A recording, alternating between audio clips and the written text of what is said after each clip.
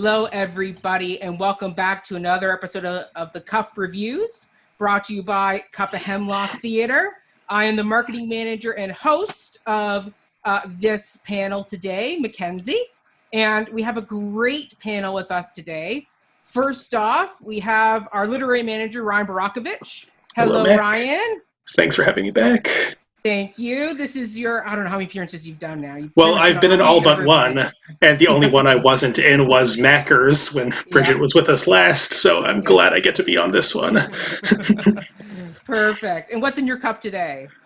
So, in honor of Pericles and all the water imagery, I am drinking water, but I actually have an interesting cup here that fits this theme. I don't know if you can really see, but it's just like a plastic cup. I don't even know where we got this, my family, but it has fun facts about water written all over the side of it, including a big description on why we should drink water.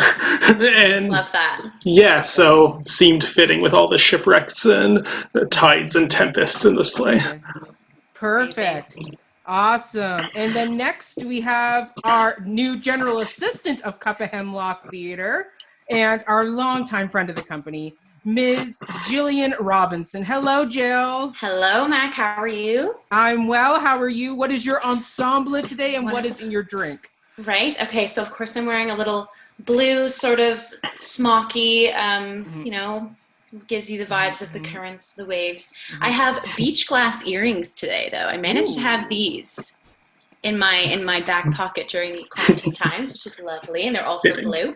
And then for my drink, I have a maritime martini. So I wanted to get a little creative with the drink this time. So it has a little bit of gin, vodka, blue curacao, gives it that blue vibe, and then just a little lime on the side. And then I also have water to refill the glass when the martini is done. So no, I will not be drinking bottomless martinis. Perfect. And then we're so excited to welcome back to our show after her wonderful appearance on our Macker's panel way back in episode 3, but we now have a friend of the company, Ms. Brigit Wilson. Hello, Brigit. Welcome back. Hi, Mac. Yeah. Hi. Yes, we got you back for another episode, which is fantastic. And what is in your drink today? Well, it's a little wine because I guess I like to wine a little bit. Yeah. But that's not all. You know, I have to have my water. There you go, on theme. I learned from the last time that this goes on for 2 hours, so I will probably do more of this than this. That's fair. Love it. I think double-fisted is what's happening. Yeah. And then I had a piano bone shaker because I thought that would be kind of right for the pirate. Yes. Mm-hmm. I thought, no, 2 hours, no. No. Much information. Thanks, folks. Yeah. And also, like, are your glasses, are the frames blue as well? Like, it almost looks like you got a bit of a blue nautical theme with the glasses now. I didn't intend that. I wore a faux pearl. Oh. Ooh, like for beer. Love that. I couldn't quite find an outfit. Yeah, neither did I. Yeah, I just went, yeah, I got a pearl. Sometimes it's all you need. Just a pearl. Pearl is one of my favorite parts of the production, so that's perfect. And then for me, going with blue, so I got blue all over. I got my blue Stratford. This is the play tie. And then for my drink, I have blueberry, blackberry, Crystal Light in a blue. Fancy for Mackenzie. Once again. So we're shaking that up, and then I have extra made just in case we go really long and I need to replenish my cup. So we have all of that. But today we're talking about in more modern times, one of Shakespeare's least done productions. I mean, back in the Elizabethan time, it was done frequently, and now it's kind of fallen off the map a bit. And we're doing the Adventures of Pericles, which, Brigit, you were in. I was in both productions that we've done recently. Oh, perfect. Oh, great. So you'll really be able to talk to us about the differences about the stages and doing it on 2 different stages. Perfect. So who were you in this one, and then who were you in the last one? Well, after watching it again today, I realized that I was basically the evil stepmother both times. But we call the woman who runs a brothel a kind of stepmother, That's what I was the woman in the brothel. Mhm. Yeah. And last time I was Dionysa. Mm-hmm. Much more. I love like, that character. Yeah. Yeah. So conniving. Yes. It's perfect. It's perfect. And this production was in the 2015 season, right? Yeah, perfect. Yeah, it was in the 2015 season, and it was done on the Tom Patterson stage, the old Tom Patterson. We're gonna get a new Tom Patterson in the next season, but this was on the old Tom Patterson, same place where we recently seen Timon of Athens done. We've seen what else? King John was just done there, and I don't know if the last few will be done there because we still have R&J, we have Othello, Merry Wives. Taming of the Shrew. Antony and Cleopatra next week. Yeah. Mhm. I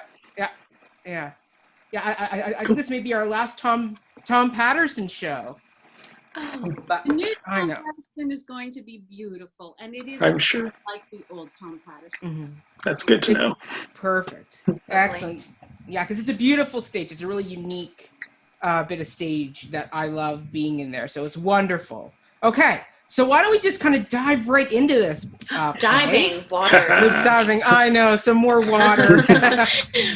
All the water puns are coming out today. Tipping waitresses, folks. Yes. Okay, but our first topic of the night is the titling of this play. So this play has had numerous titles throughout its time on stage. I mean, sometimes it's called The Tragedy of Pericles. Sometimes it's called and in this case it's called The Adventures of Pericles. Sometimes it's just called Pericles. Sometimes Pericles, Prince of Tyre, most commonly. Yeah. Yeah. Very powerful comma there. Exactly. There's a lot of different titles that kind of come up with this play. So what do we think of this version of the title, The Adventures of Pericles? Do we think it suited the play? And does this title change kind of reformat the play to be more epic rather than, say, traditionally dramatic?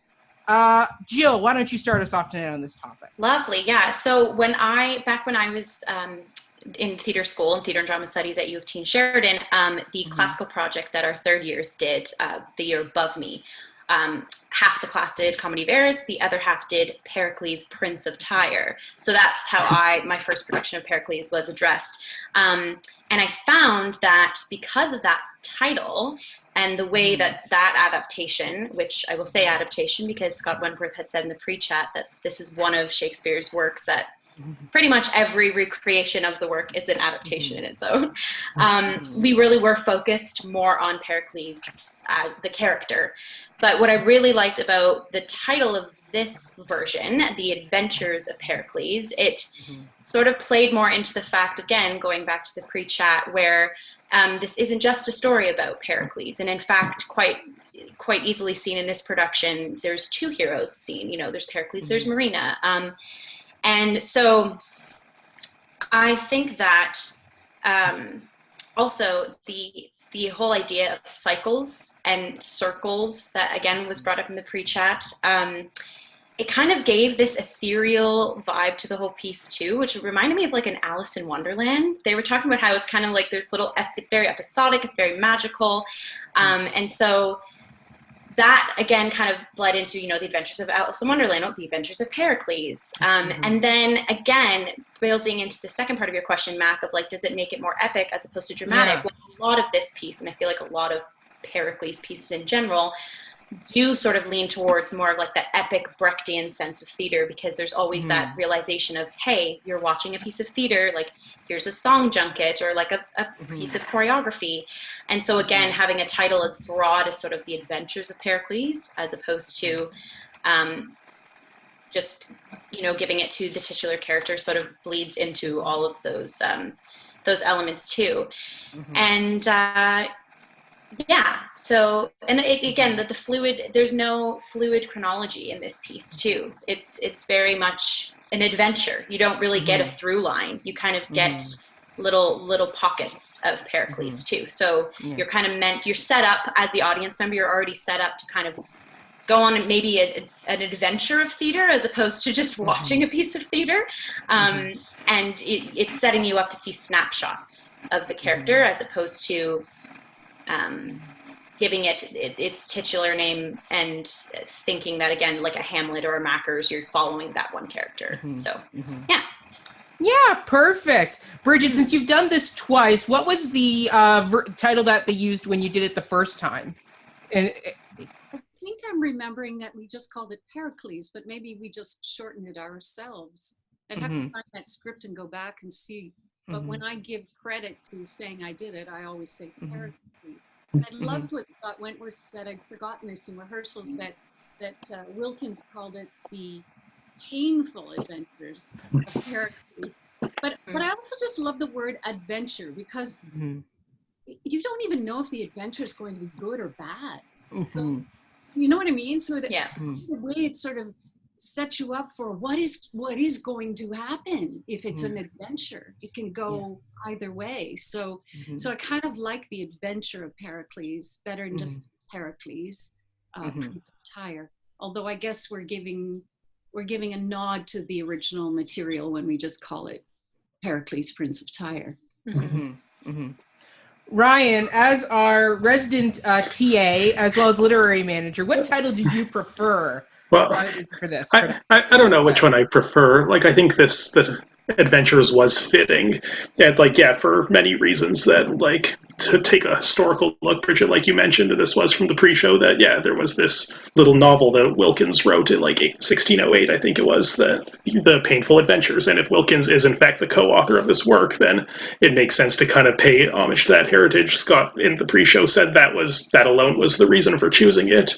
But like, even if you look a little further, like on the cover of the 1609 quarto, often Shakespeare plays on the titles have like, or on the cover pages have these long subtitles that we like tend to shorten when we're just talking about them colloquially. But I wrote it down here because I think it's interesting. One of the 3 subtitles on this play is "With the true relation of the whole history, adventures, and fortunes of the prince." So right even there, Adventures is somewhere the title. We could have just as easily called it The Histories or Fortunes of Pericles, but I think Adventures has a bit more of an interesting flavor to it. And there was also an important line that I kind of clocked while watching it, that it's in Act 3, Scene 3. It's after the tournament when Pericles is introducing himself to Thaisa, and he says, I again wrote this down because of course I did, "My name is Pericles, who, looking for adventure in the world, was by rough seas reft of ships and men, and after shipwreck driven on this shore." So he mentions his own adventures even in the plot and like in the dialogue. So I think, there's enough precedent wrapped up in all of that to think that Adventures is an appropriate title for this. To get to like the second part of the question, though, where you're like, does this choice of title make it more epic than dramatic? I don't know if the choice of title itself is really responsible for that. I think the title is just tapping into what's always been there, and this is a more epic play than most other Shakespeare ones. It is very episodic. Like you said, Jill, it kind of really does break with the Aristotelian unities of time and space by having it just over here, another shipwreck, another landing, like winding up all over the place. It reminds me more of like kind of like a Corneille's Seed more than like anything in terms of the playfulness with those unities. And of course, to even go back further into the Aristotelian definition, the fact that it has an extra diegetic narrator in the form of Gower, which I know we'll talk about more shortly. But like, if you go right back to Aristotle and Plato, like one of the definitions of epic was that it's not the characters speaking in their own voice, it's the narrator, the author, as they said, because they didn't have a profound sense of that distinction back in those days. But it's the narrator intercut with the characters was part of the difference between epic, whereas dramatic was just the character speaking and lyric was just the author speaking. So this is a very epic play, and I think the title does suit that just fine. Yeah. I mean, I'll say for me, I really enjoy the title because it reminds me of those kind of great Greek ancient poems you would read growing up. Like, I don't know if that was just me growing up, where you read like the Iliad or the Odyssey before you go to bed at night, but that's like what this title reminded me of. It's that kind of big epic story that you're going to be hearing with all these little mini adventures that you kind of can pick up on throughout this bigger piece. And I think, and that's why I really like this, because it kind of sells it to the audience as this kind of action event of the summer where it's like, come on out, we're going to take the kids, we're going to go see the Adventures of Pericles versus the tragedy of Pericles, where it's like, okay, well, that's not going to really help sell it to the younger masses who may not know this play. The adventure I saw kind of, yeah. in Toronto a couple of years ago. There was a production called The Comedy of Pericles, which I unfortunately didn't get to see, but I wonder what that one, like, there is a lot of funny stuff in this show, so to really like lean into that and make it, treat it as a comedy. Yeah. Also, Maybe the it was fact all that, done in sock puppet.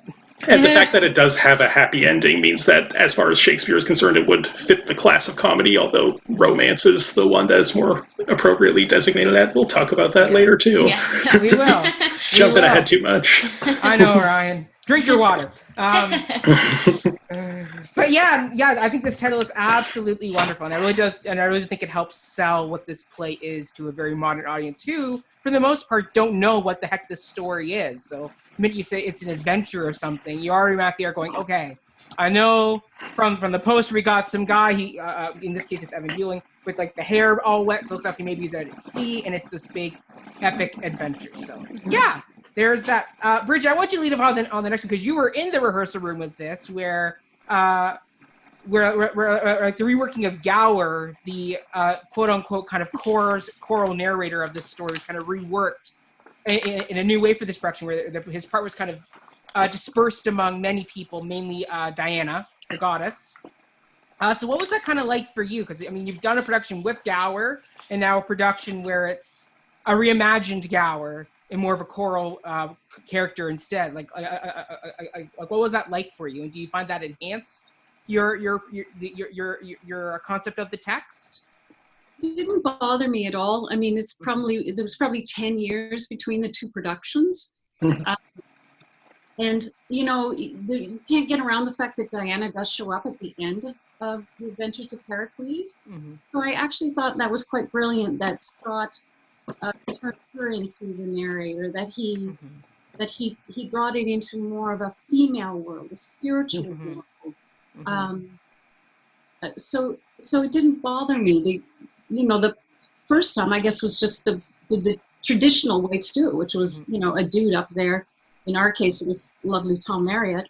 And what Leon Rubin did was he kind of he evoked Gower from Chaucer's time. That poet brought him up through the trap. He was basically in a diaper, and there was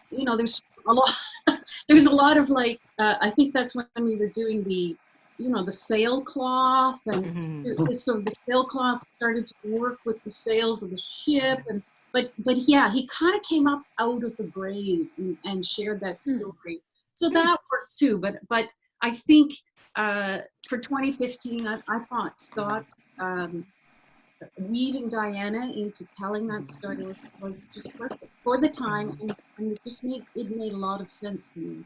We also appreciate it as females. I mean, maybe we talked about this the last time I was on the panel. It's it's a very, very male-centric world. The plays are just very male, and so it was lovely to have an opportunity in 2015 for the women to be part of that narrative. And not just the evil woman in the poorhouse and the stepmother. It was actually empowering, I think, to play those nuns or goddesses or whatever they were. It was lovely. Just to briefly touch on that too, Brigit, this piece really combed through the different levels of women from like childhood all the way until like a character like Diane, and you saw like the sort of like stereotypical positive and negative sides of the female, and that was something really enriching to watch throughout this production in particular, for sure. Yeah, I mean, Ryan, as our literary manager, and I know you've probably combed your way through the play. I mean, like, what are your thoughts about Gower, and do you like this kind of reimagining of it? I liked this a lot. In fact, so secretly, I have my own idea of if I was directing what I would do with Gower, and I may or may not mention that in this spiel, because I don't know.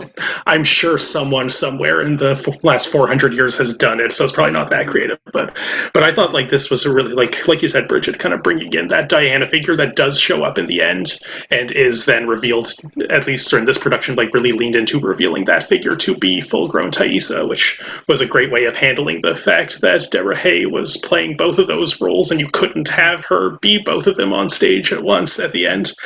And like there were like some really great moments in terms of like how that Diana role was embodied throughout this play. Like there's one, in fact, Brigit, this was in one of your scenes in the brothel, and you might remember exactly which one I'm talking about, but so Marina is kind of like in her suffering, and she kind of prays out, and she says, again, I write all these things down, got my notes. I just skipped ahead of the order a bit.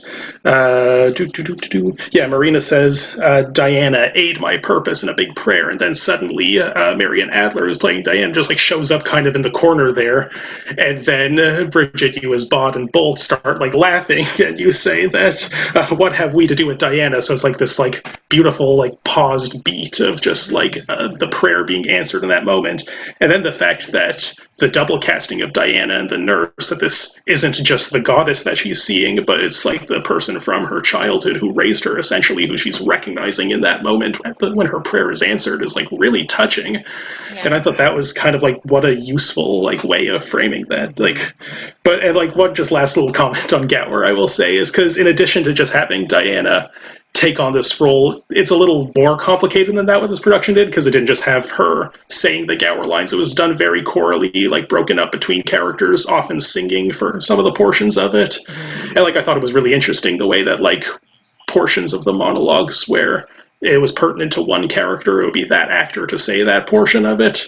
But the moment that I thought that was maybe the most clever is actually in the interval between, I think it was Acts 1 and Act 2, there was this harvest song that, at least in my version of the text, I know every version is malleable a little bit, so maybe it exists in another one. I don't know if, Brigit, maybe you know if Scott came up with that full cloth or if the composer of the production did.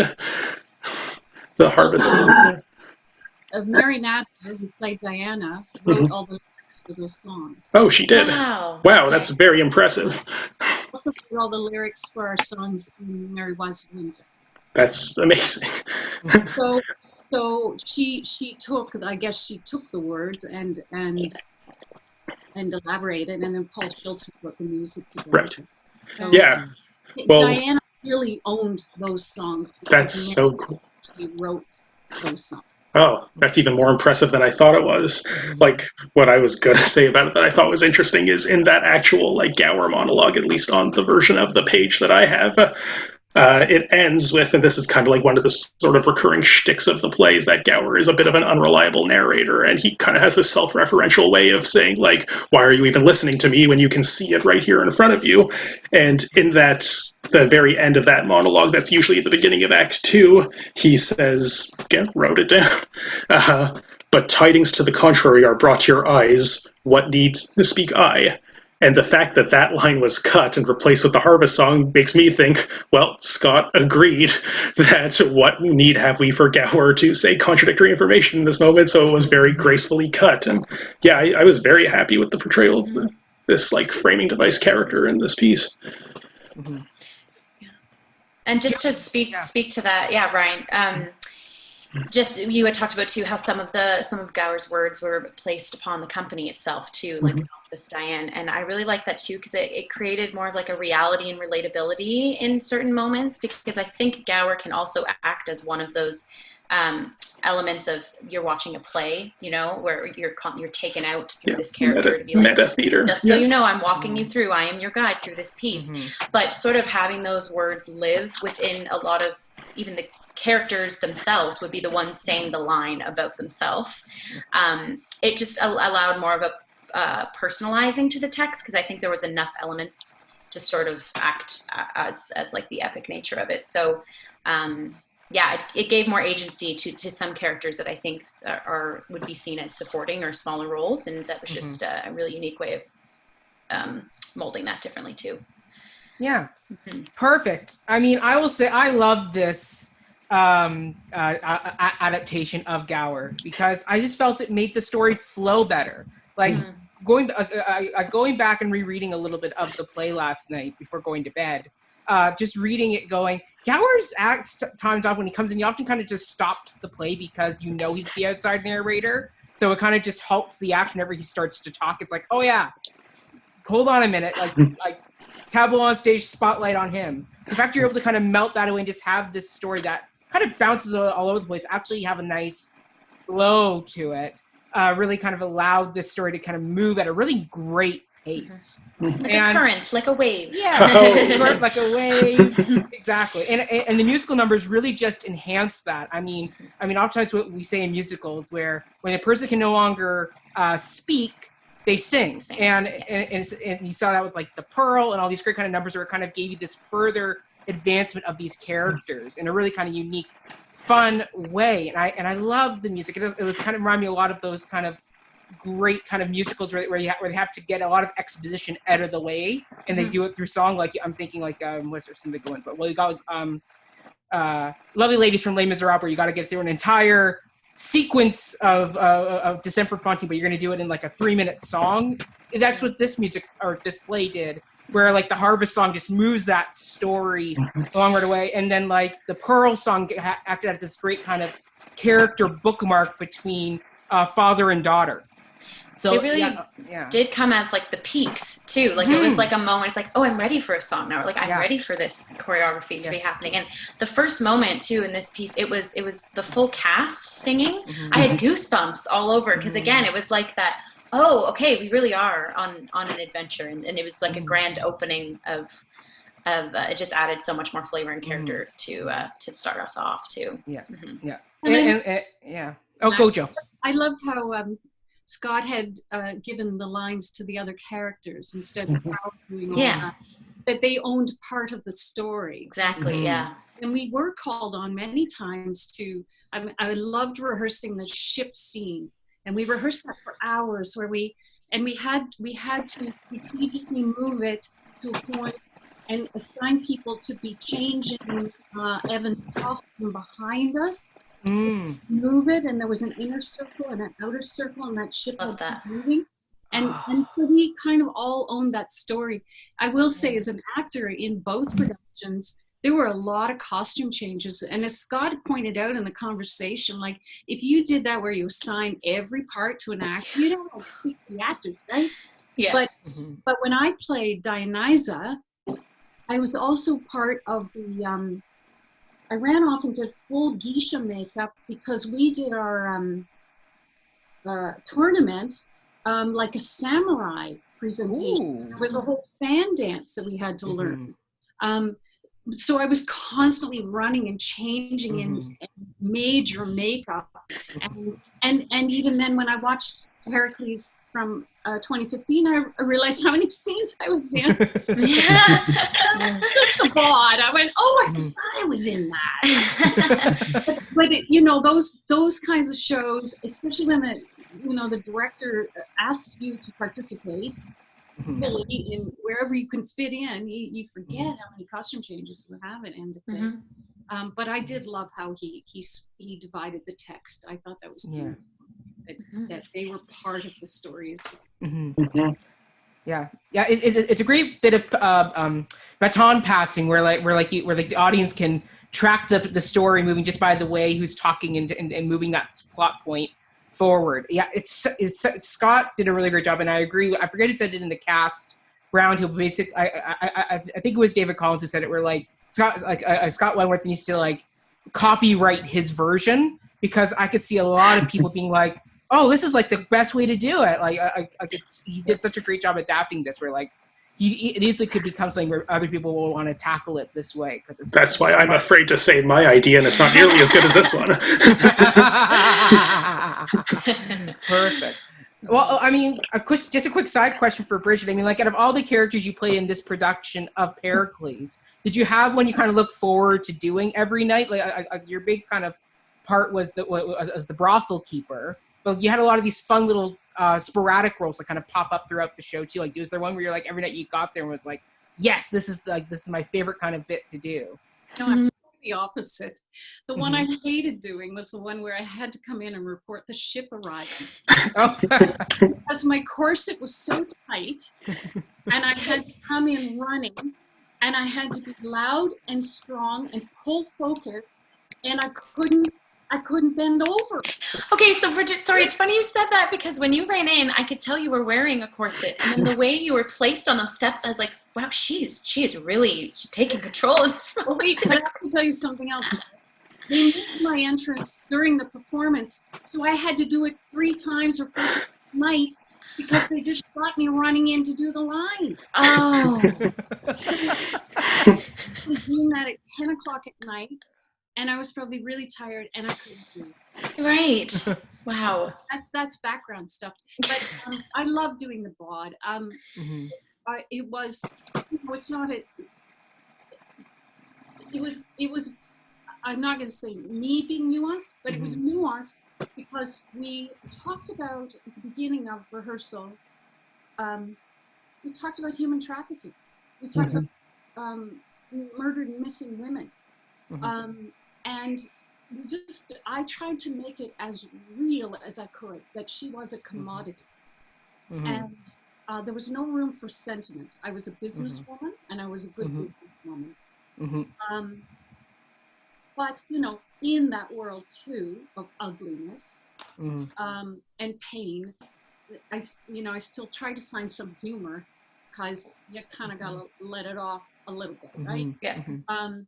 But I was saying after I watched it again, I spent time when I wasn't running, doing a costume change and doing my myriad of parts, taking pictures of all of the actors in Victorian death photos. Do you know? Yeah. Yes. Victorian death. Yeah. These pictures of the actors like dead. And then I was also posting a name of a woman that was missing each performance. So giving, I was trying to find a balance to play the Bawd each and every time. So I can't say that it was hard to play, but because I did find a balance, I think, for me. But the running in the course of it was difficult.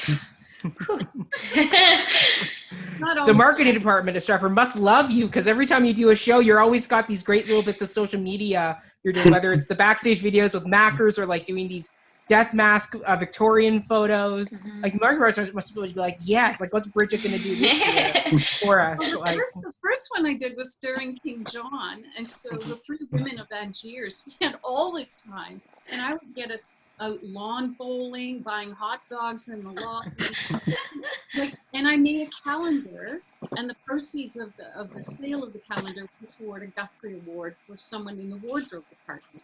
Oh my gosh. But anyway, so I had a great fun that first time, and it just kind of continued to be a thing, and then it continued until I did the witches one. But anyway, sometimes the levity of those things just help with the weight of the material. But yeah, so yeah, all those bits and pieces, and then of course, we have a lot of understudy responsibility here as well, and I was David Collins' understudy. Oh. Okay. Yeah. So I had to watch those scenes and be available to step into his wonderful shoes, because he played that part so beautifully. When he had his one messenger line at the beginning, did you also have to wear a corset for that, or would you have taken his costume? I don't know. You know what? We never had to do it. Like, he never missed a show. But you're right. It would have been a kind of we would have had to do a dominoes effect of whether I have no idea now. I have to look at that again. Call Scott and ask what he would have done if David called in sick one day. I love reading the comments and the questions, because often I don't partake in them, but it was my idea for the broken arm thing. Oh, nice. Yeah, good touch. It was based on, years ago I did Count of Monte Cristo, and at the end my neck got snapped, and the person put a plastic cup under one of the soldier's arms, and when my neck went, he crushed the cup. So when we got to do this Pericles, and they were doing this whole thing of David fixing the arm and what they were going to do, and I said, just put a cup under Ryan's arm, and it might have copper, it might have been a water bottle. I can't remember what they decided on, but it's fascinating to look at all those little tricks and details that went into things. I love that. A lot of great little behind the scenes fun there. But you kind of alluded to where this production is set, Brigit, which is during the Victorian period. I mean, like you did the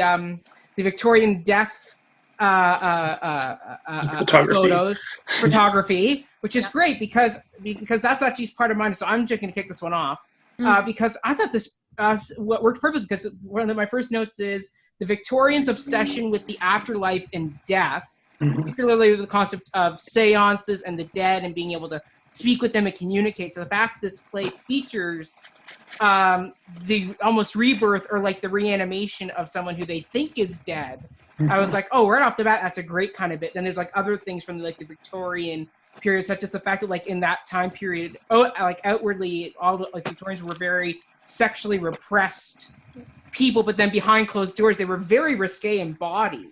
So the fact that like in Pericles, you have the concept of outwardly, you wouldn't know about the incest at the top of the play, but behind unless you're very good at riddles. Unless you're very good at riddles. So one thing is that concept of what goes on behind closed doors sexually in this world. So that was another part where I was like perfectly Victorian fit. Then also that's talked about even in the cast reunion, where it's like the sea and the fact that in the 1800s, the sea was a big part of like people leaving Europe to go sail across to the new land. Us basically like going and reclaiming, having these adventures on the high sea. So I was like, perfect, another great reason.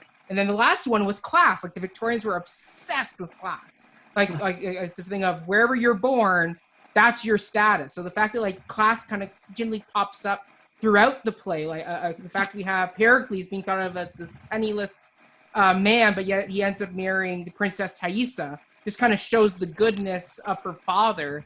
Then on the other end of it, you have Dionysa, who is worried that Marina's looks and beauty are a threat to her daughter's station and status because in class. So she has to get rid of her and kind of remove her from the picture. So I thought this was a great setting for the play. Scott clearly kind of knew where he was going with it.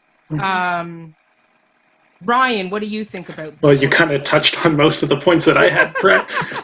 One that you didn't mention was that this very Dickensian feel of the brothel itself.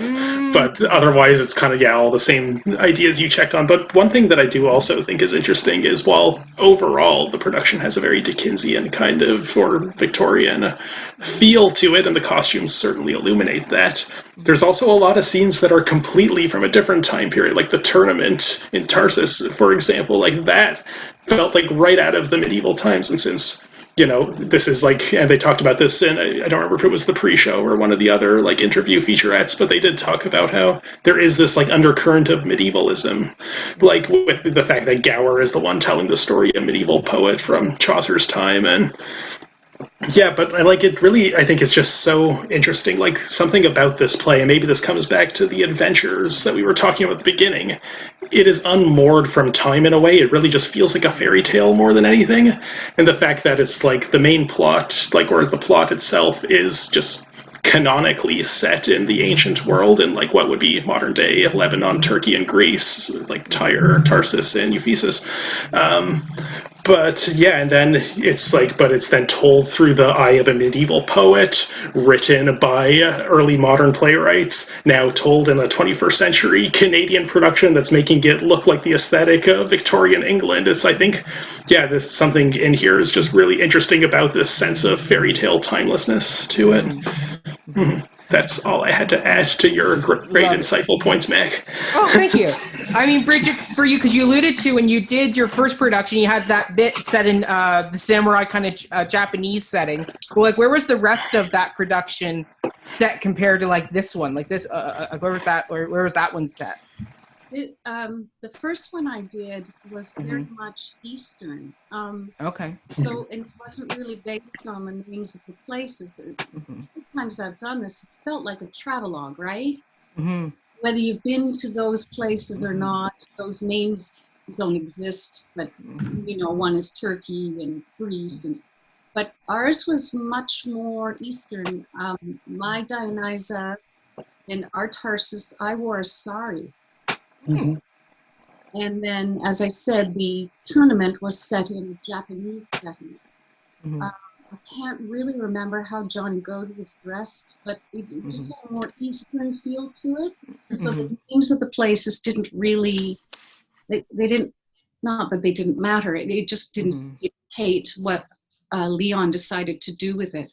Or maybe that was his designer, I don't know. I'm wondering how much of Scott's Pericles was Patrick Clark, the designer, or him.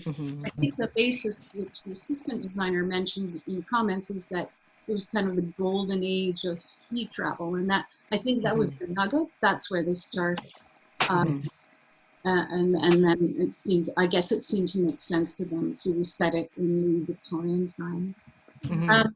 The beginning of the play is interesting. There's something just so innately dark and evil about it. When I was in the first production, my husband brought my son, and he I don't know how old he was because I can't remember which year it was. Leon set the first scene, a really kind of primitive setting, and there were skulls on pipes on stage. Ooh. So we had the skulls in both productions, but the Victorian one was all in a nice curio cabinet. But in Leon's, they were on these spikes. And my son just said to my husband, we got to get out of here.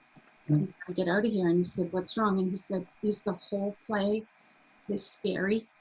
And that was without a word of dialogue or understanding what was being said. There's something about that first scene that is just so disturbing, and it doesn't, I guess it's not necessarily the words, but it's interesting both directors use the there is reference to it in the text, obviously, but yeah. On that note, I really loved in that china cabinet with the skulls in it that the back was a mirror, and then when Pericles has his line about the mirror that reflects mortality, or I don't remember what the exact. I did not write that one down, but yeah, I just like to see his reflection while looking at the skulls in that moment was a very potent image. And you know what else is creepier? Those skulls were all from actors that have been in the company. I'm not talking like their skulls. They were modeled off the actors for other productions. So wasn't that a plot point in Slings and Arrows?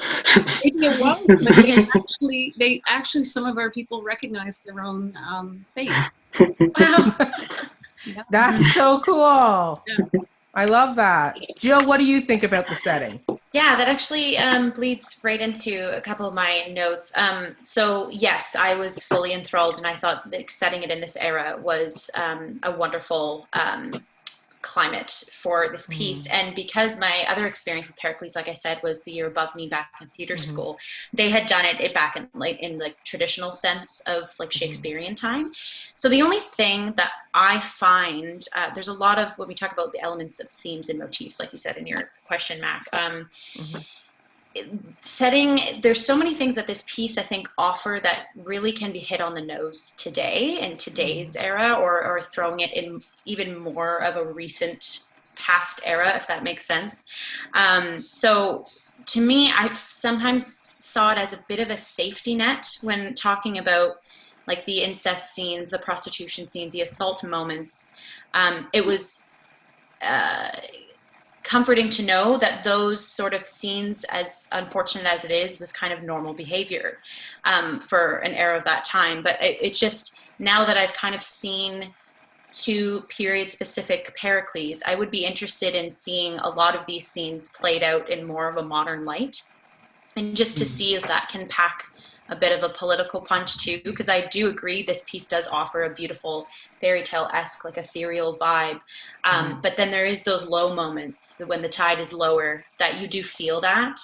And I think too, by maybe placing it in more of a present time, and quite honestly, maybe having some sort of ramifications of the Me Too movement vibes, it would allow certain characters like Marina, and the other women in the piece to have a bit more socially accepted agency and ferocity that I think, again, would just add even another tier of what it means to be woman, or what it means to be female in a male-dominated society. So not just this era in particular, this Victorian take on it, but I think, like I said, the piece I had seen before was traditional Shakespearean. I think what it does is it kind of keeps, I picture like a model ship in a bottle, and it keeps the story contained in the bottle, and there's nothing wrong with that. But I think we can push push that envelope a bit more now. And so going forward, seeing my next Pericles, I would be interested to see if a more modern kind of light is thrown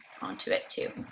Interesting. Yeah. Well, we'll have to see who does it next.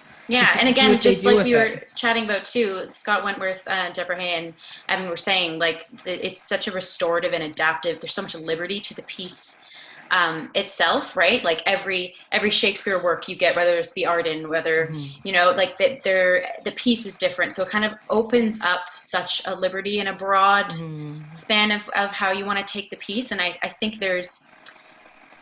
nowadays there's bigger moments and there's bigger themes that I think could really be hit on the nose and woven right into the adventures in the fairy tale as well, but just to give a little bit more of relevance to it too. So, yeah, for sure. Perfect. Okay, all right, Brigit, you're going to kick off this next question because we alluded to what this question is going to be. But so this production was produced on the Tom Patterson.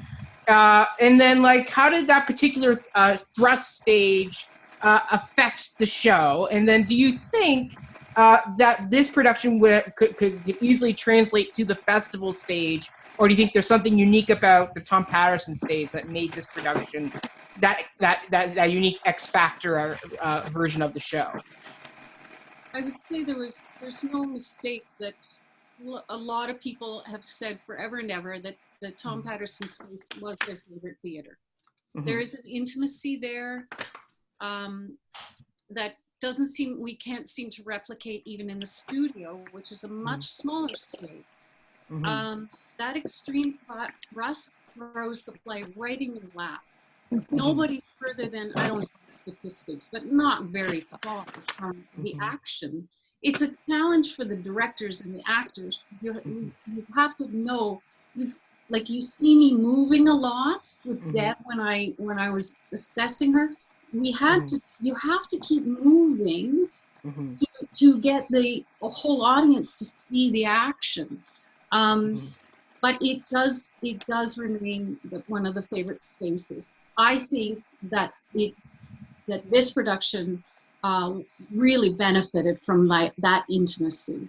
I think that the points that were being made about human trafficking and redemption and all those things, we needed to go on that journey personally with those people that close for it to have that kind of impact. As I would say, the other production I was in was the beautiful festival theater, but it does require something else. It's very difficult to replicate that intimate an experience. So Leon Rubin has directed like circuses in I want to say Bali, but I'm not sure if that's right. That ours had that element. We had Pericles propelling from the cupcake. We had Gower coming up. We had a pageant. It really was a pageant. The whole thing was very visual. It was much stronger in the visual. Whereas I think we were afforded a better chance of just getting to know those people involved in the story because we were that much closer to them.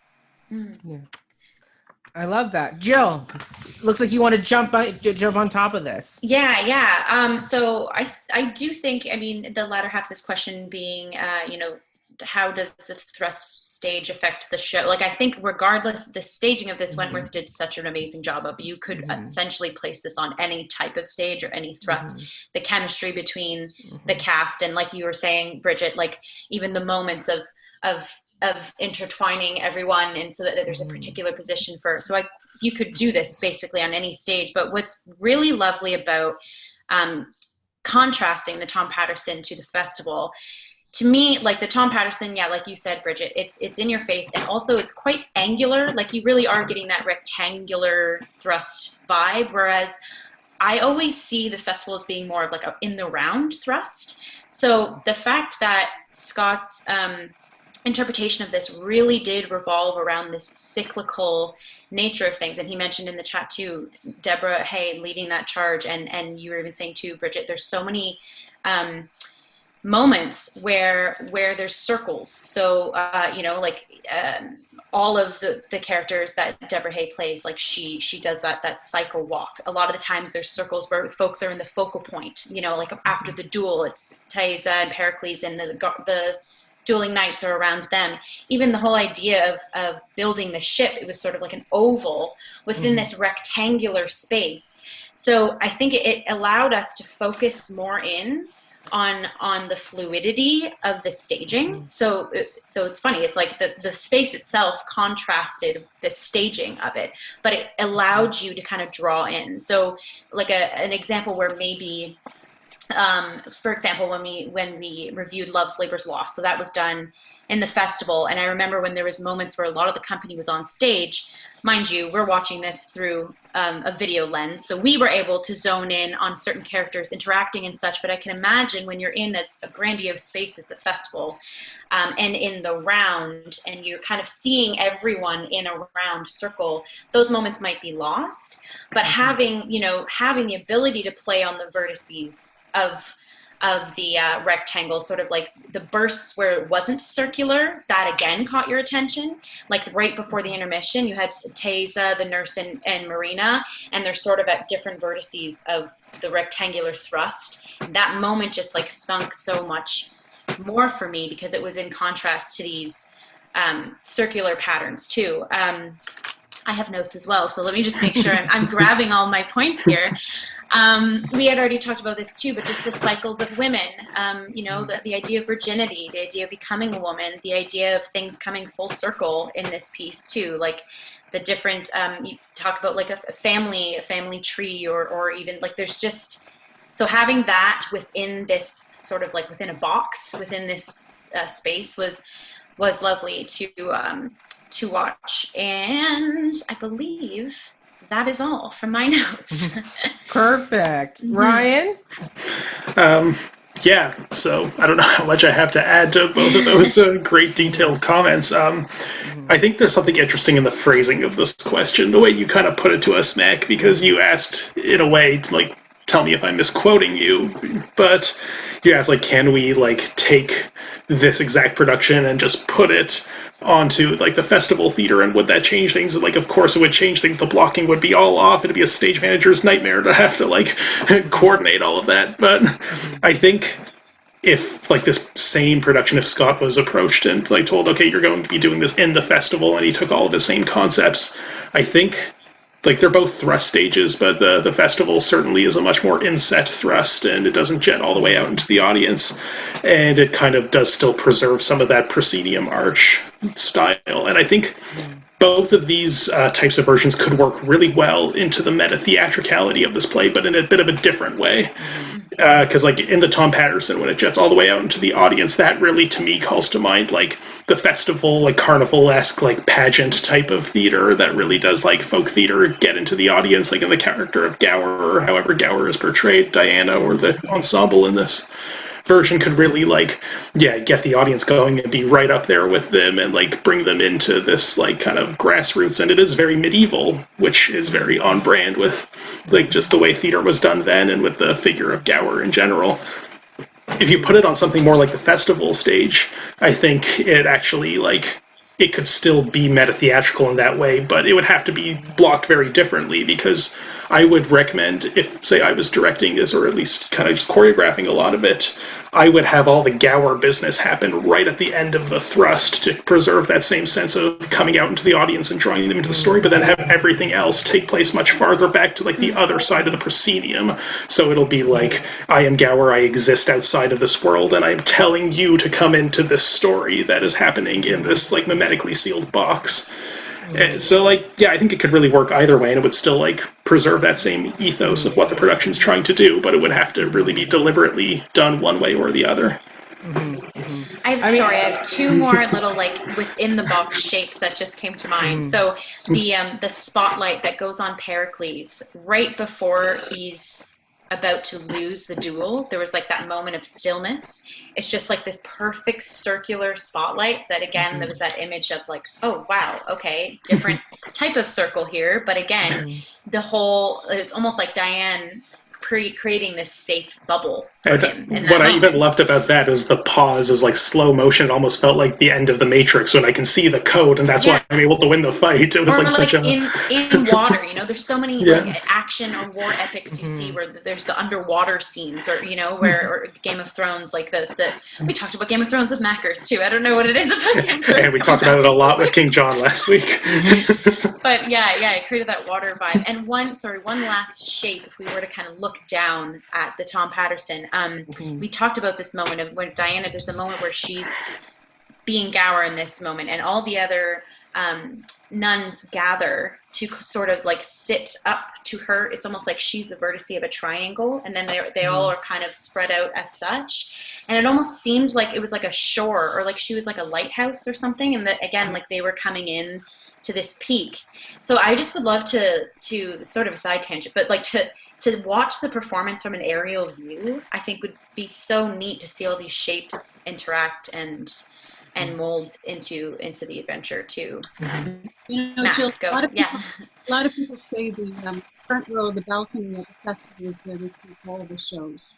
Right. Mm-hmm. And I will say too, you know, we're acutely aware when we're performing. I don't know if you're aware of this as an audience member, but you often see the play through the actor that's in front of you.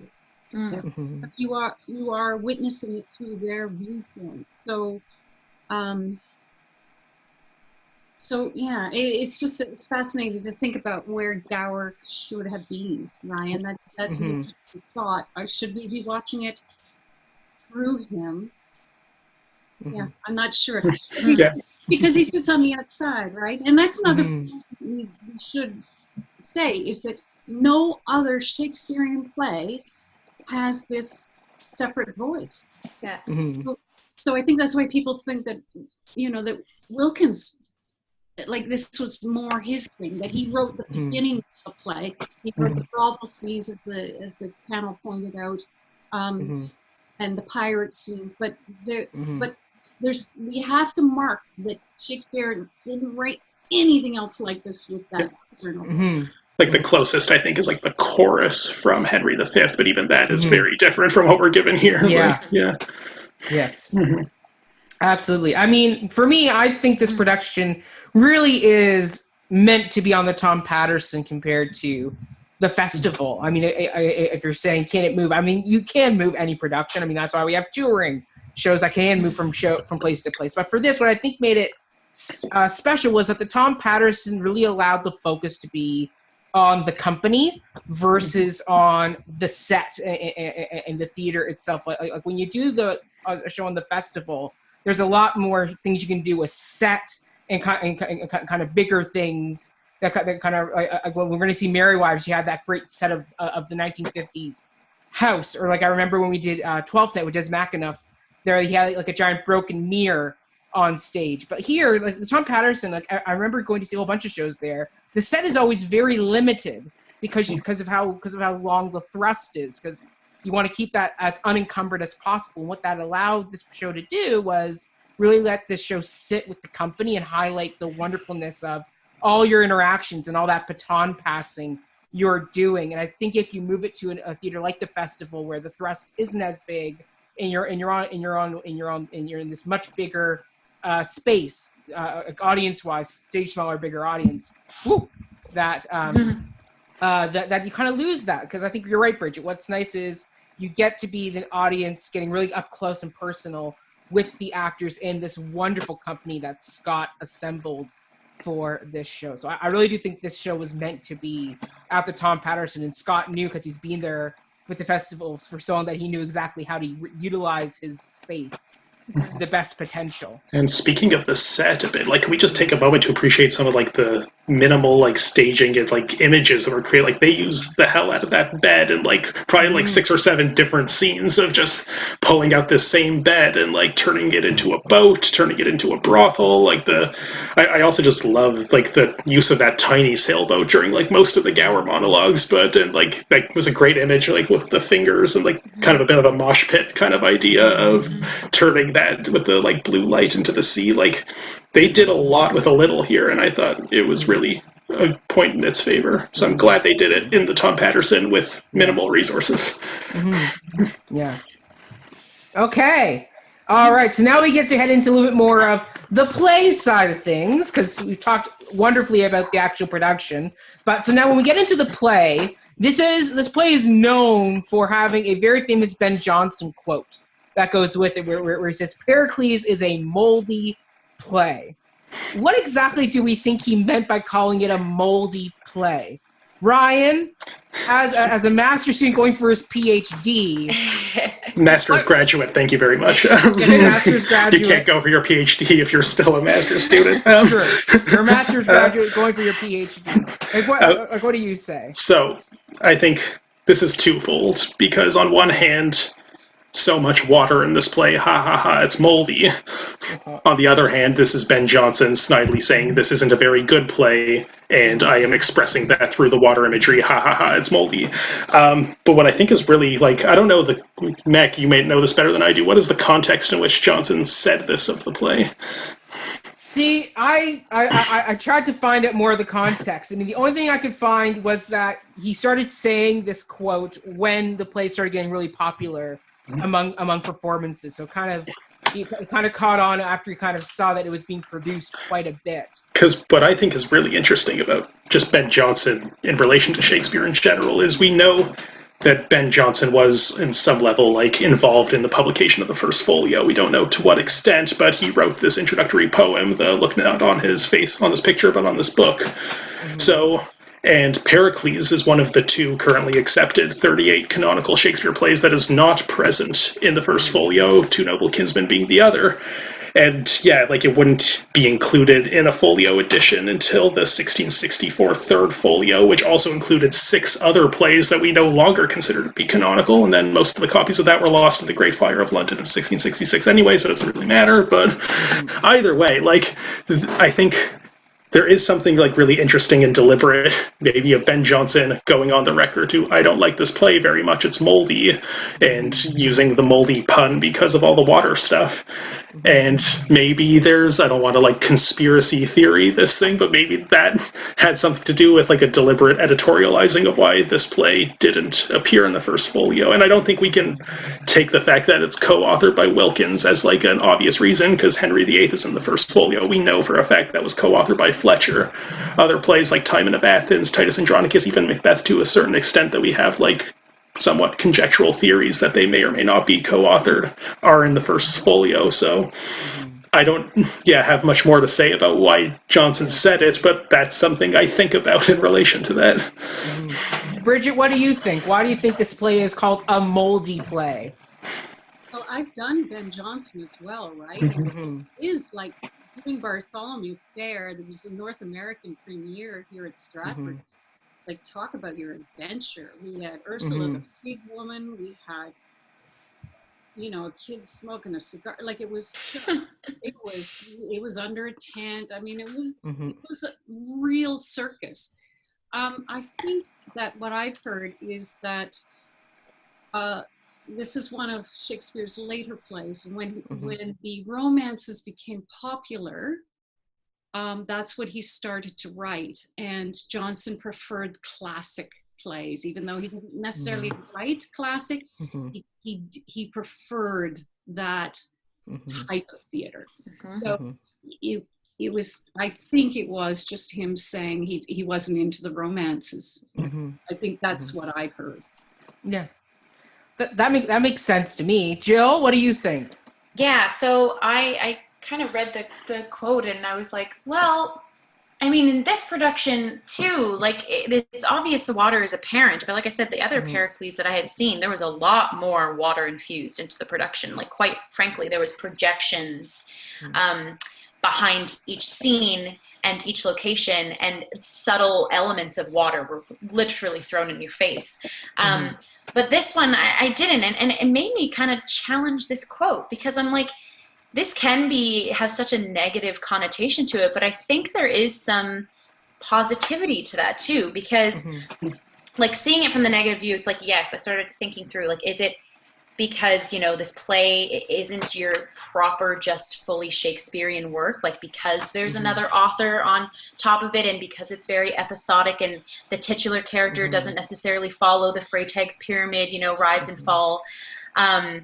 You know, is it avant-garde for pieces that Johnson maybe, again, had a bit of a distaste for? But then I started thinking about, you know, the idea of something mold, like something moldy. Well, mold is it's a living being just thriving on the moisture and wetness, right? And then I started thinking about like all the pivotal moments in this piece, like the waterways support the piece. Like the water is the highway to connect all these people together. Like you have Pericles sailing to meet Thaisa, and then you have like her alone survives in the water. The water is sort of like a cradle for her until she is resurrected again, right? Marina brought to live a better life with Dionysa et al. And then Marina sailing again to reunite with Pericles. So water in this way harbors all the living beings in the piece. So yes, Ben Jonson, Pericles is a moldy play, and all the better for it. And I think because too there's so many different, like we've talked about this, like innovative and authentic recreation that can happen with this piece, that makes it even the fresher. You know, so I would say, like, if you were to contrast, like, it's a fresh play as opposed to a moldy one, because you're never going to see the same Pericles. You know, you're never going to necessarily see the same of anything, because you have different actors, different eras, different time periods, whatever. But because the text can be molded and kind of like placed upon a different sea or a different climate, there's a fresh perspective brought to it. So I disagree with you, Johnson, but I also, I'm throwing a positive light in that moldy doesn't necessarily mean bad. So thank you for saying that it's a moldy play. Well, I mean, for me, the way I interpreted moldy was, how do I put it in my notes here? Basically, what I think Ben Jonson could be referring to as, because this is a later romance, and if you read some of the later romance, it's like Winter's Tale, Tempest, Simply, which we're going to get into in a bit, but like mold kind of feeds off a host, right? It's one of those things that kind of like I'm thinking, if you put like moldy food, like it's feeding off this once healthy host and kind of pulling the good nutrients out of it for itself. So almost like Ben Jonson's kind of saying, this play, it's pulling all the good stuff off his other shows. Basically, it's just being repurposed into another show here, kind of doing like almost like a Shakespeare romance highlight reel, where we have things like the evil stepmother, the split plot points with father-daughter. Like there's a lot of ways this play kind of feeds off all these other plays. So it's a thing of like the mold kind of feeding off of the Shakespeare canon, where like this play is. Go Ryan. My question is, how sophisticated was Ben Jonson's knowledge of microbial biology back in the early 17th century? Did he really understand what mold did to the host? Like, I don't know. I could not find an Elizabethan dictionary that said, what did moldy actually mean in the Elizabethan era? There were many other Shakespearean insults I found. Jacobean, thank you. Jacobean dictionaries there. It's like, what did moldy mean to these people? But either way, I think it's a fun quote that kind of people have now associated with this play. I mean, you could do the Moldy's Adventure of Pericles as like a title of this play. If you really wanted to really kind of sell it as a take that, Ben Jonson. Take that. We're gonna reclaim the word and stick it right in the title. The painfully moldy Adventures of Pericles. Yeah, I like that. Okay, all right. So next question we're gonna dive into has to deal with incest. So heads up that is a trigger for anybody dealing with this type of situation or know somebody with that. So we will be talking about this. But does the incestuous relationship between Antiochus, thank you.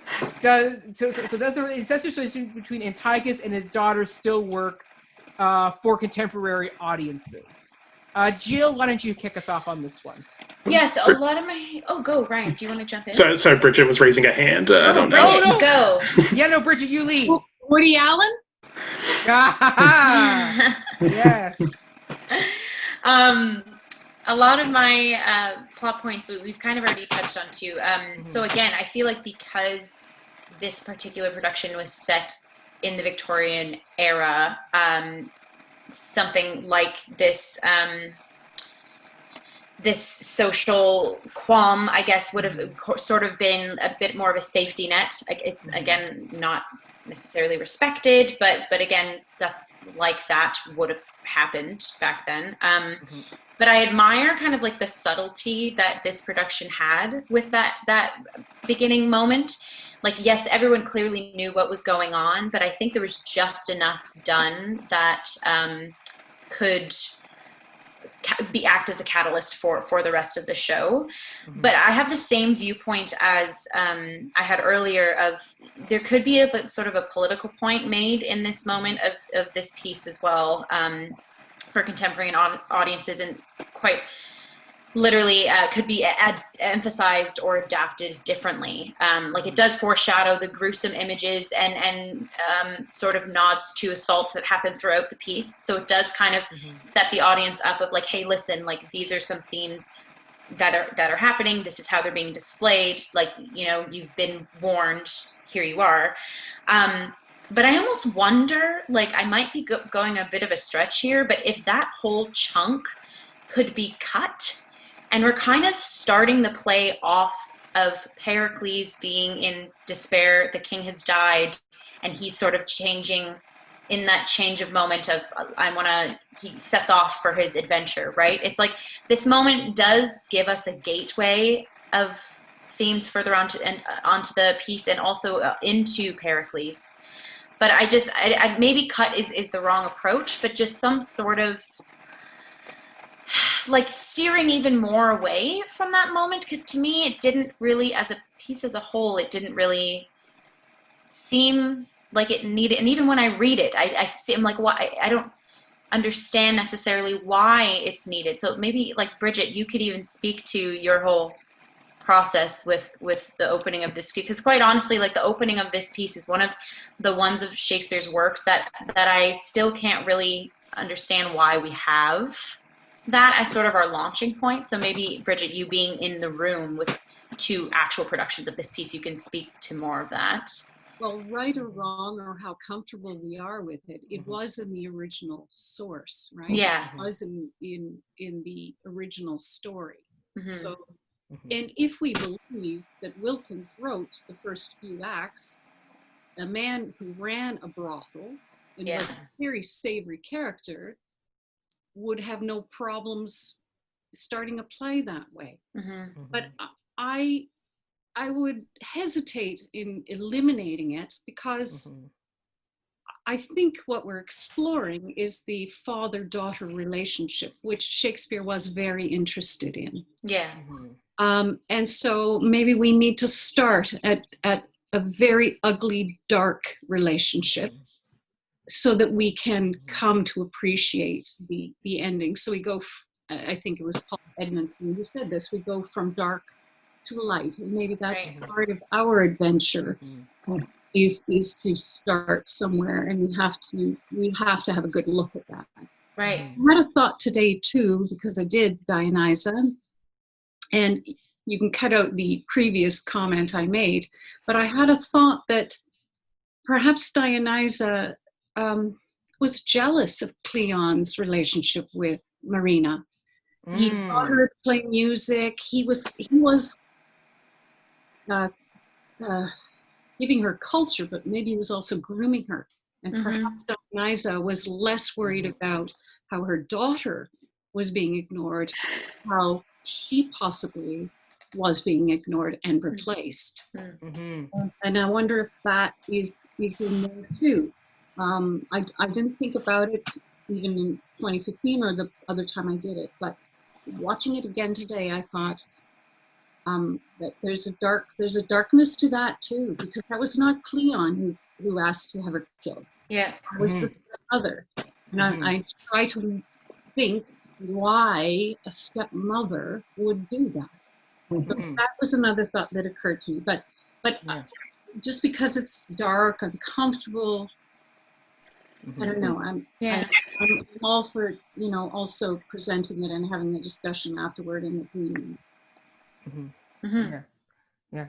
Well, I'm going to piggyback off Brigit there because I'm in full agreement with her. I don't think you should cut this moment because it's so it happens. I hate to say it, but it happens. I mean, there's at least 2 episodes on every season of Law & Order SVU that deal with some type of incestuous relationship that takes place. It's still very much part of our culture and our world. So I don't think we should cut it. I think it's a great kind of kickoff point to the story because the play starts with this very incestuous, bad father-daughter relationship, but then the play ends in a bedroom between a father and daughter, but it's a loving coming together moment. It's a nice bookmark moment for this story, and this whole play really, like a subtitle could be The Adventures of Fathers and Daughters, Pericles, The Adventures of Fathers and Daughters, because that's really what this show is about.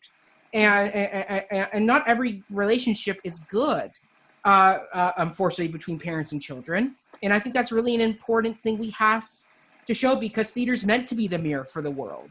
We have to see all sides of our reflections, not just the one we want to see. That's the whole point of it. I mean, the only thing that's a little bit hokey now, I think, is the riddle game that gets played with Pericles. That's in so many Shakespeare plays, though. I know, it is.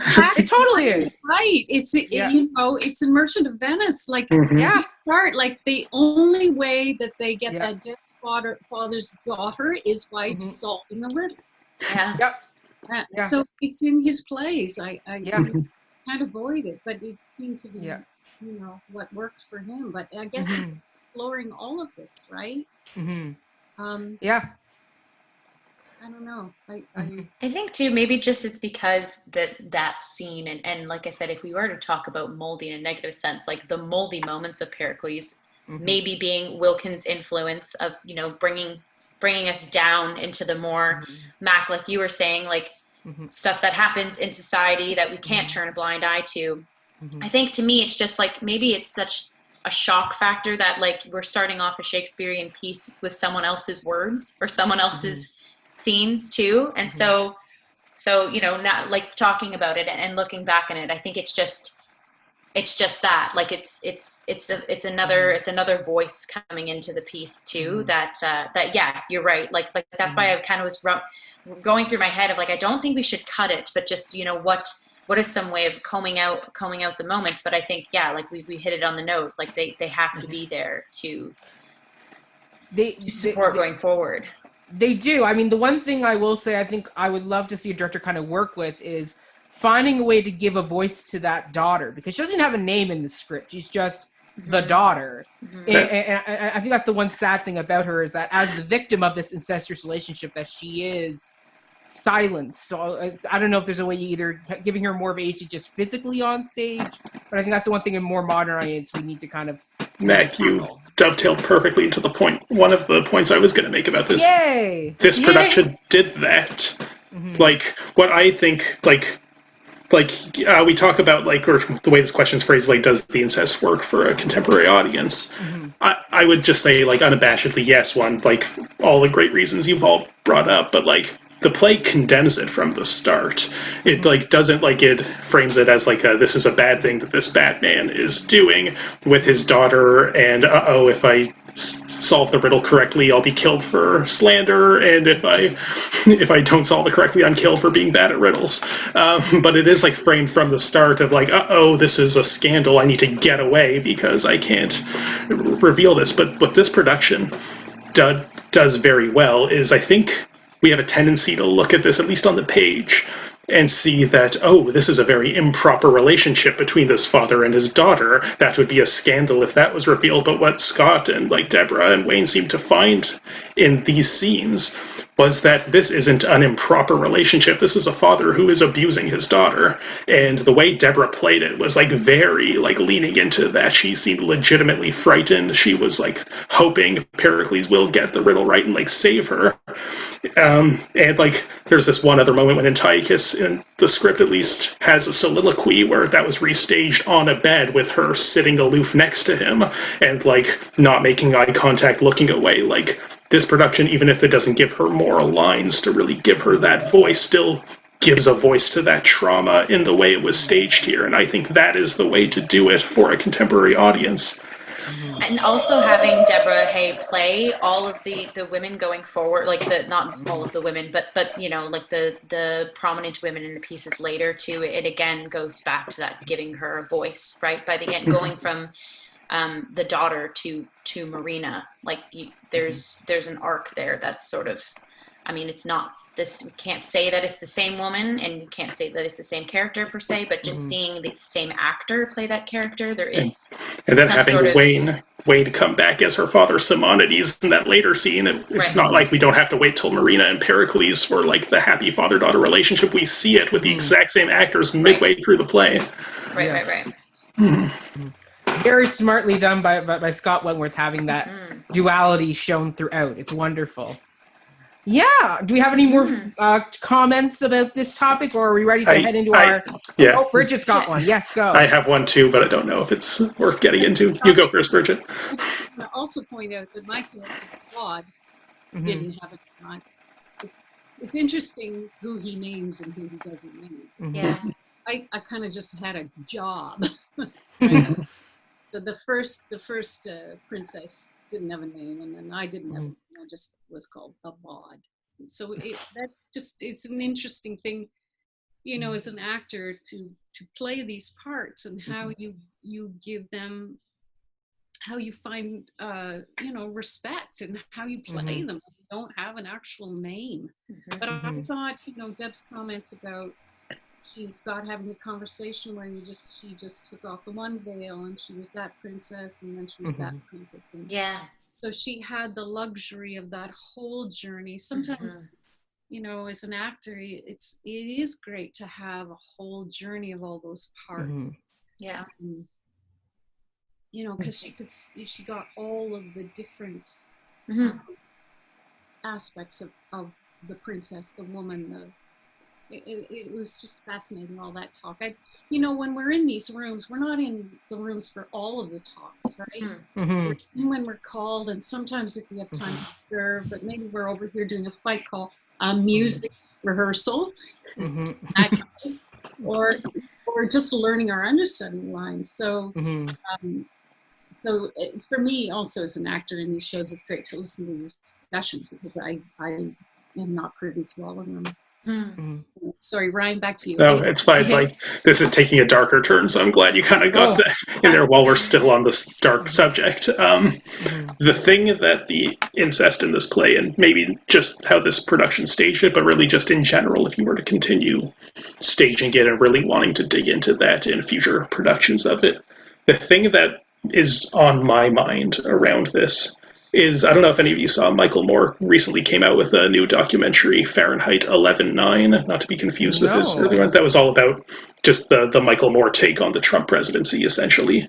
And there's this long sequence in that movie, and he frequently went on talk shows to really talk about this part in particular that he thought was really important, where he really digs into the Trump-Ivanka relationship and the way that, we've turned it into a meme that, haha, the president has a crush on his daughter, isn't that funny, and that he's a little too inappropriate with her, and he touches her inappropriately. And Michael Moore looked at this and frequently said in the documentary and in the talk show circuit that, this is serious. We should not be laughing at this. And he used the example that if you were an elementary school teacher and a female student came to you and said, my father said verbatim quote all the stuff that Trump says about Ivanka, you would call the police and get that child in social services. So why are we treating this like it's so funny that this poor woman has and obviously this is a very complicated relationship because she has in all but name basically a cabinet position in her father's administration, and she's very done well for herself financially, but there's clearly some kind of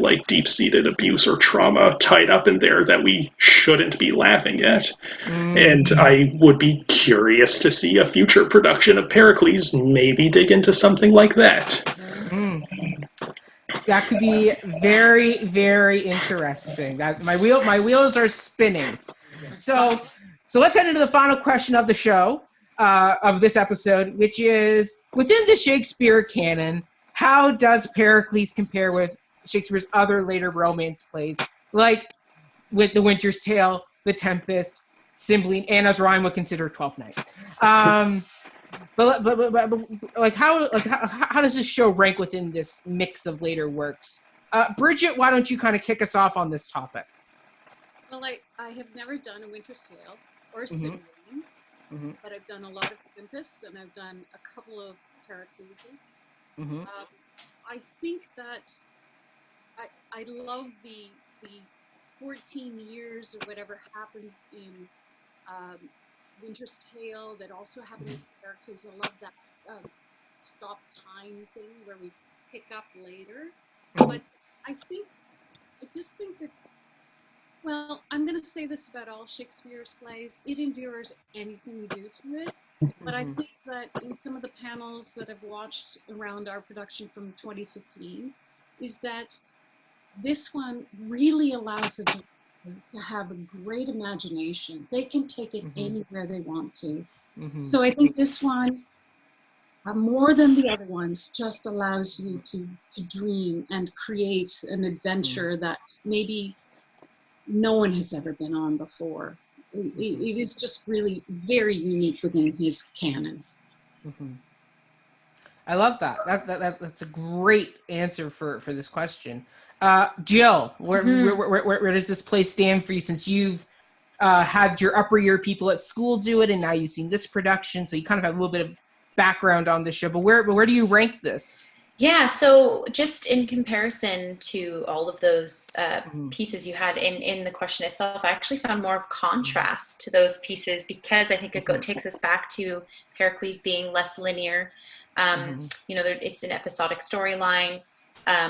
It's less of an obvious transaction between characters than something like The Tempest or Winter's Tale or Cymbeline are. To be honest, I find Pericles to be less intense. Like there's no like purposeful like violence sort of vengeance revenge plot. Like I guess yes and no. Ryan, you're going to debate what I'm saying. Like Dionysa, I guess, is what but again, that to me, to me, I see Pericles almost as like a bunch of B plots coming together to make an A plot. Yes, good way of putting it. So it's like that. Yes, that is a villainous moment, but I definitely think something like The Winter's Tale like has more of a weight to avenge. It was actually kind of like refreshing watching a piece that's not just who's going to die next or like who's in peril next. But the root comparison I find with all these pieces, and I think arguably it can't just be The Tempest, Winter's Tale, Cymbeline, Twelfth Night, Pericles. Like, so this comment I'm about to make, there are probably some other works that were built into this, but the ferocity and fieriness of females in these pieces. Like you have Hermione, you have Imogen, you have Viola, you have Marina. Like there's a different coloring of the female character in his later works, like in these later romances, that arguably I think you can't say the same of some of his earlier pieces. Like some, quite honestly too, like Lady Macbeth, her name is Lady Macbeth. She doesn't necessarily, is not given like a female name, right? And so it's like, I actually had to comb through that a little bit. It was like, wow, it's smacking me in the face that there's I don't even want to say it's more of a, I think agency again is just to add to it. There's these female characters seem more developed than some of his earlier works, and I think that's what to me, at least personally, in Pericles in the Shakespearean canon, alongside the fact that it can be a very malleable and innovative piece, regardless of when you do it and how you do it. It's at the top for me in that sense, because again, similar to these other works, I really respect the idea of the female voice actually having more of a character than some of his other pieces. Yeah. Ryan, how about you? Is Pericles one you'll add into your a repertoire of things you'll use as a teaching tool? Well, yeah, like when I'm allowed to write a syllabus, I would say maybe. And Pericles is so often not on the syllabi. Like, I'm impressed that, Jill, you studied it in school, you said, like, because that we don't usually think of it as one of the plays that young undergrads need to have in their repertoire as they enter as good citizens of the theater ecosystem. So, yeah, I think it's interesting. Like, and like why I'm a bit of a stickler about adding Twelfth Night into the genre of the late romance in the Shakespeare canon is because it shares the things, the kind of like 2 or 3 important ingredients that all of them shares: shipwrecks, characters believed to be dead not actually being dead, and a happy ending.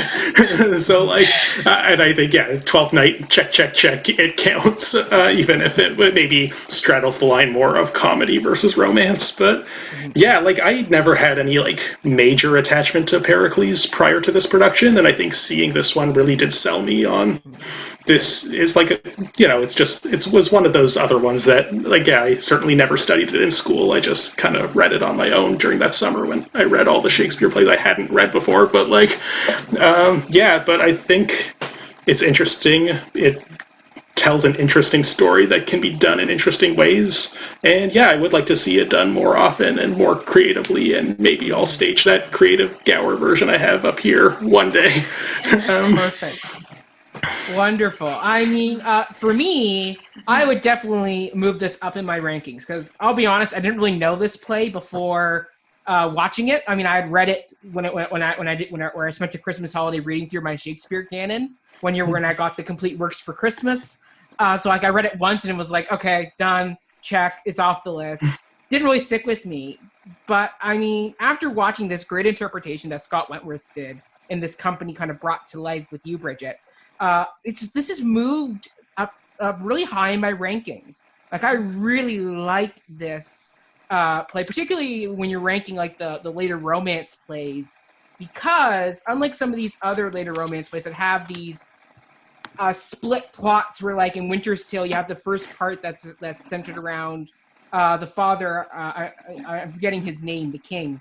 Leontes. Leontes, thank you, Leontes, and then the second part is dealing with his daughter. Like those feel very separate. Like they feel like very split storylines. Same thing with like Twelfth Night. Like the Sir Toby, Sir Andrew, and Mariah and Malvolio plot feels very disconnected from the Viola, Duke, and Olivia plot. But here, I don't know if it was the way Scott interpreted it, but this production felt very cohesive. And that's what I like. It felt like there were a lot of little mini adventures that wove together beautifully to make this wonderful tapestry of a play. And I think that's why I like it so much is that it's this great kind of whole picture, this epic story that gets told on stage. And I think that's why this has moved so far up in my rankings, is because I think this is a really, like, a lot of people think it's a problem play, but I go, no, like this is actually a really wonderful, complete story of, as I said, fathers and daughters. Like it's a really great bit of work, and I would love to see it done more. I mean, my head's already spinning about ways to do it. It's just talking about it. Ryan's like, get in line. I know, Ryan. I know. But I mean, mind you, that being said, I would love to see a production of Cymbeline. That's one of the Shakespeare plays I've rarely ever seen produced, and it's one I would love to kind of see done on stage, because I don't even remember the last time Stratford did Cymbeline. Like, it's been a while, so I mean, I would love to see that one, because that's another one that I've never seen, read once. The biggest thing I remember is like the evil stepmother queen from that story, but that's basically it. I mean, all these plays are great, but yeah, Pericles has definitely moved its way up the roster to at least being in the higher middle section of the canon, where I would definitely want to teach some people this. I think it's a really wonderful story that needs to be told a little bit more often in the world. Mm-hmm. But yeah, I mean, do we have any more thoughts about this wonderful production we saw, or about the play itself that we kind of want to leave the audiences with? Are there any final lingering bits of thread we want to kind of tie up in a pretty bow? I think just like a nod to the whole company at hand, like I said earlier, to this, like the chemistry of this cast in particular, and because there were so many specific moments that, like you were saying, Brigit, I even saw the whole boat movement. I was like, I bet you that was just like meticulously choreographed in the best way. And you could tell everyone was breathing together, which is lovely. But this was the first time I had ever seen Deborah Hay on stage yet. And I just have to do like a little personal nod to her. Sunshine and vibrancy on the stage was so fun to watch. Like it was just very, very playful. Again, I think in moments where there was a lot of darker shades, she brought a lot of light to her character. And so I just personally wanted to mention that, because that stuck with me. And I like seeing the shininess of the actor played into the characters. That to me is really important, because us actors were humans too, and you could tell there's a lot of not even knowing her, just kind of getting a sense of her in the pre-show chat, and then that was part of her brought on stage. Even in the duel moments, she was just there was just funsy, flitty moments that broke a little bit away from this just being like a Shakespeare text and being more personal. And so so I just wanted to mention her. I'd never seen her before, so I'm glad I'm introduced to this wonderful ray of sunshine now. Yeah, perfect. That's great. Yeah, once again, this cast. I think we're seeing her in Shrew as well, right? She's in the version of Taming of the Shrew that we're hearing too, which will again be a switch of vibes for her too. So yes, she's playing opposite Ben Carlson's Patricchio in that one. So good pair. Could be a lot of fun. Are you in Shrew, Brigit? Are you part of the company for Shrew? No. She gets a break from that one. Yeah. She gets a break. I want to piggyback on the fact that Deb Hay is a quality performer. Negotiating that brothel scene with her and understanding the intimacy of me touching her and and she was just totally on board, and she wanted to explore how comfortable that was. So hats off to her. She was lovely to work with. I really enjoyed it. As uncomfortable as that scene was, it was terrific to work with. Yeah, I even had something in my notes too to that, Brigit, of if that was brought up, asking exactly what you just said but again, knowing just a tidbit of you and seeing you in other performances and then being introduced to her and having that, like I said, this sunshiny vibe to Deb, it was, I knew that moment was rooted in so much security and honesty and trust, and it made it even easier to watch, even though the themes at hand are so uncomfortable, so yeah. Wonderful. Oh, well, all right, everybody. I mean, we're almost at 2 hours. This is a little bit shorter than our Mackers episode we did. We're getting better at these. But why don't we kind of sign off for the day? But before we go, Brigit, where can people find you if they want to get in contact with you? Follow all your festival escapades when the season's back. I'm nowhere now, right? There's no season.